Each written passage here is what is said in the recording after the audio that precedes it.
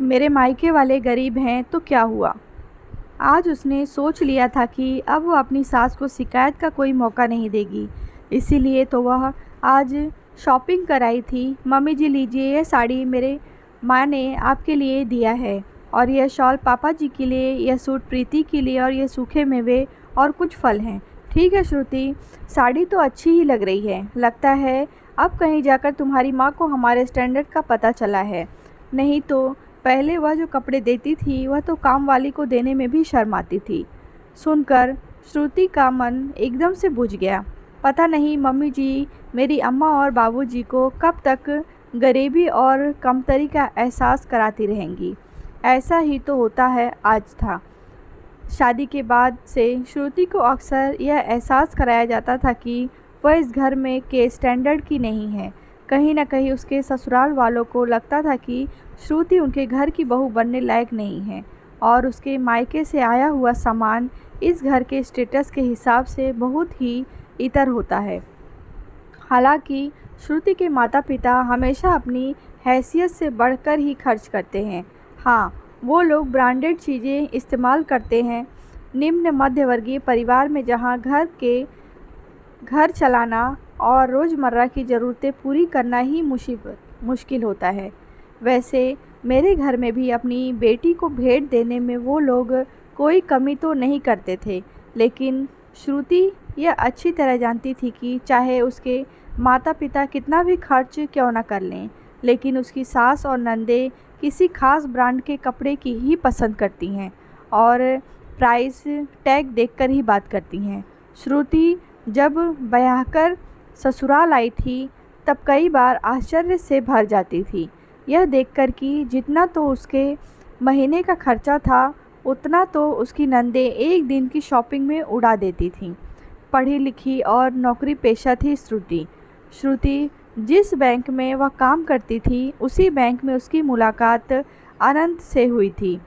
2-3 मुलाकातों में ही अनंत को दूसरी श्रुति बहुत पसंद आई थी, और फिर जब उससे कुछ ज़्यादा मिला तो उसके और भी कई सारे गुणों ने अनंत को इतना प्रभावित किया कि वह उसे प्रपोज कर दिया।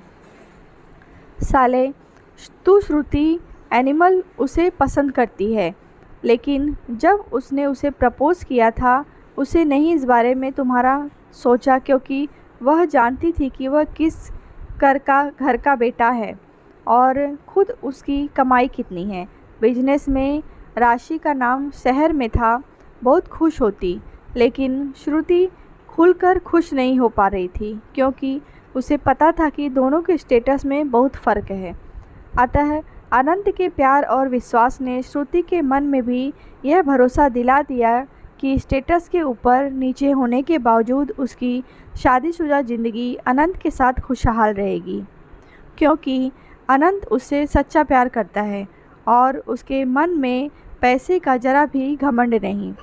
अब जब इकलौते बेटे ने श्रुति से शादी करने का फैसला कर लिया, तब ना चाहते हुए भी उसके माता पिता को मानना ही पड़ा। और वैसे तो श्रुति की सास ने उसे मन से नहीं अपनाया था, लेकिन अब बेटे की पसंद के आगे करती भी क्या। तो गाहे बगाहे अपने मन का गुस्सा श्रुति की उसकी गरीबी का मजाक उड़ाकर किया करती थी, और माँ की देखा देखी दोनों बेटियां धरा और उत्तरा भी श्रुति से कभी ढंग से बात ही नहीं करती। हाँ, श्रुति के ससुर जी पैसे होने के बावजूद अब तक ज़मीन से जुड़े हुए थे और श्रुति से अच्छे से पेश आते थे, और सबकी कसर पूरी कर देता था अनंत, जो श्रुति को बहुत प्यार करता था। उसकी बाहों में आकर श्रुति सास की तिरछी नज़र और चढ़ी हुई भौहें भूल जाती। नंदों के ताने भी याद नहीं रहते थे। इस दौरान श्रुति ने एक ही अच्छा काम किया था कि सबके कहने के बावजूद भी अपनी नौकरी नहीं छोड़ी थी और अपनी सैलरी के पैसे बचाकर ही अपनी सास और ननद के लिए कपड़े और तोहफे खरीदती और उन्हें यह कहकर देती कि यह सामान और उपहार श्रुति के मायके से आया है। इस तरह उसने अपने माता पिता और मायके की इज्जत बनाए रखी थी। कहानी आपको कैसी लगी है कमेंट बॉक्स में बताएं। कहानी अच्छी लगी हो तो लाइक करें, शेयर करें।